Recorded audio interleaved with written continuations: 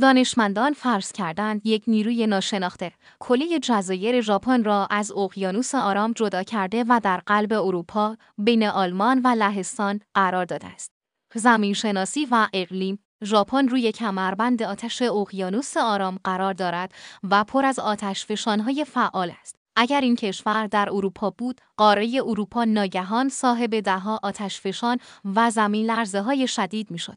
این یعنی شهرهای اروپایی باید با زلزله‌هایی مثل توکیو کنار می‌آمدند. آب و هوای مرطوب و موسمی ژاپن با اقلیم معتدل اروپای مرکزی ترکیب می‌شد و نتیجهش یک منطقه عجیب با تابستان‌های بارانی و زمستان‌های برفی بود. زیست شناسی و اکوسیستم: گونه‌های خاص ژاپنی مثل درختان گیلاس، ساکورا و حیواناتی مثل میمون‌های برفی به اروپا منتقل می‌شدند. این باعث تغییر در تنوع زیستی اروپا می‌شد و شاید گونه‌های جدیدی از ترکیب حیوانات اروپایی و ژاپنی به وجود می‌آمدند.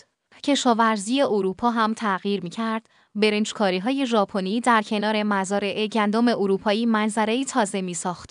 فناوری و علم: اروپا به طور مستقیم به فناوری‌های پیشرفته ژاپن دسترسی پیدا می‌کرد. همکاری‌های علمی در رباتیک، مهندسی را پزشکی جهش بزرگی می‌کردند.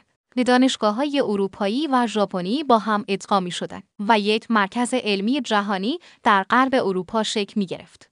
انرژی و محیط زیست: ژاپن با تجربه بالای خود در انرژی‌های پاک مثل استفاده از هیدروژن و خورشید، اروپا را سریعتر به سمت کاهش وابستگی به سوخت‌های فسیلی می‌برد. اما همزمان خطرات هسته‌ای مثل نیروگاه فوکوشیما هم به اروپا منتقل می‌شد و نیاز به مدیریت دقیق داشت.